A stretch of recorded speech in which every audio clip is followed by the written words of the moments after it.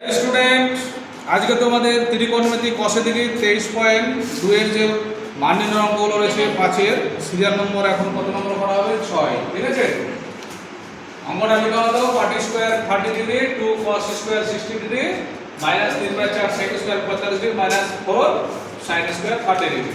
এবার কি করতে হবে, এই যে cot স্কয়ার আছে, cos স্কয়ার আছে, sec স্কয়ার আছে, আর এখানে sin স্কয়ার আছে, পাশে যে ডিগ্রিগুলো দেওয়া আছে সেই ডিগ্রিগুলো কি করতে হবে, মানগুলোকে বসাতে হবে, তারপরে সরল প্রক্রিয়ায় অঙ্কটা চলে আসবে।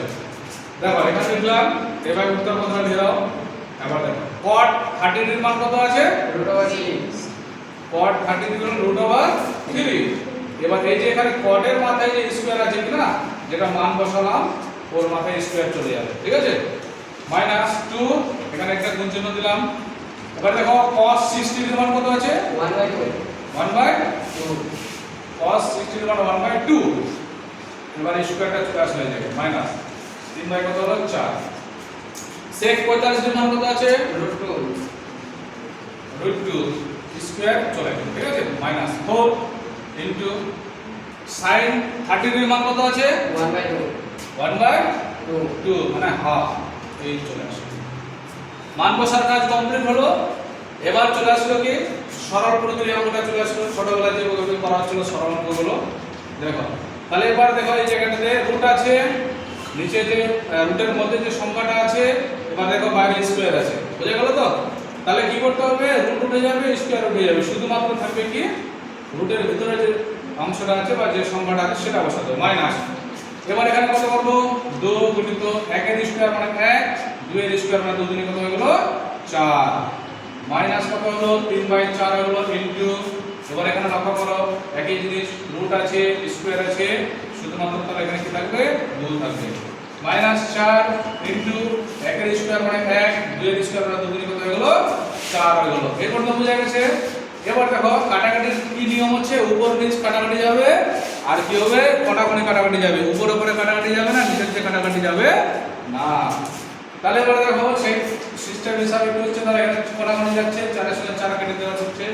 ঠিক আছে, আবার এখানে কাটা যাচ্ছে, 2 দুগুণে কত হয়ে গেল 4 হয়ে গেল। নেক্সট লাইনে হয়ে গেল কত হলো 3 হয়ে গেল, মাইনাস 1 বাই কত হলো, তাহলে এখানে 2 হয়ে গেল। এবার এখানে কাটছি, আবার দেখো 2 দুগুণে কত হয়ে গেল 4, তাহলে এখানে কত হলো মাইনাস কত 3 বাই কত হলো, তাহলে এখানে 2 মাইনাস এখানে কত তাহলে দাঁড়ালো মাইনাস দাঁড়ালো এখানে 1, বুঝা গেল তো? এবার দেখো এই সংখ্যাটা দেখো, এর ফর্মটা রূপটা আলাদা আছে, এর আলাদা এর আলাদা।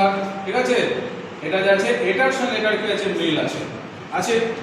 এবার এখানে কি আছে প্লাস আছে, এখানে মাইনাস আছে, এই জায়গাতে ডাইরেক্টলি এখানে কি করা যাবে বিয়োগ করা যাবে, না হলে পরে ডাইরেক্ট এখানে লসাগু করেও করা যাবে। তাহলে আমি বিয়োগ করে দিচ্ছি, 3 থেকে যদি আমি 1 বিয়োগ করি তাহলে আমার পড়ে যাবে কত এখানে 2, মাইনাস কত হলো 1 বাই কত হলো 2, মাইনাস হলো কত 3 বাই হলো কত। এবার এখানে কি করব, হর 1 ধরে নিলাম, এখন চলে আসবে কি লসাগু। তাহলে এখানে 2 2 1 লসাগু কত হলো, তাহলে 2 লসাগু হয়ে গেল। নিয়ম হলো কি যে হর যেটা আছে হর দিয়ে লসাগু দিয়ে করতে হবে ডিভিশন মানে ভাগ, ভাগফল যেটা রয়েছে সেটা দিয়ে লব দিয়ে করতে হবে গুণ। 1 দিয়ে 2 কে ভাগ করলে 2 বার, 2 দিয়ে 2 কে গুণ করলে কত হবে 2 দিয়ে 4 মাইনাস 2 দিয়ে 2 কে ভাগ করব 2 কে 2, 1 দিয়ে 1 কে গুণ করব 1 কে 1 মাইনাস 2 দিয়ে 2 কে ভাগ করব 2 কে 2, 1 দিয়ে 3 কে গুণ করব 1 3 3। ক্লিয়ার হচ্ছে তো? এবার দেখো 4 এখানে থেকে গেল মাইনাস 3 আর এখানে কি আছে মাইনাস 1। ঠিক আছে, মাইনাস গুলোকে কি করতে হবে যোগ করতে হবে। তাহলে মাইনাস তাহলে 3 এর সঙ্গে 1 যোগ করলে কত পেলাম 4, নিচে আর কত থাকলো 2। এবার দেখো এখানে 4 আছে তো 4 থেকে 4 বাদ দিলে কত থাকলো 0, নিচে কত হলো 2। ঠিক আছে, এবার নেক্সট তাহলে কি আসছে 2 দিয়ে এবার 0 কে তাহলে ভাগ হয়ে যাচ্ছে। তাহলে কোন সংখ্যা দিয়ে 0 কে যদি ভাগ করা যায় বা যদি গুণ করা হয় তাহলে পরে কি হয় সর্বদা কি হয় 0 হয়। তাহলে সেই নিয়ম অনুসারে 2 দিয়ে যদি 0 কে ভাগ করে তাহলে এখানে আমি কি পাবো 0 পাবো। তাহলে এই 0টাই কি হয়ে যাবে এখানে অঙ্কটার উত্তর হয়ে গেল। বোঝা গেল সবাই? Yes sir. ওকে।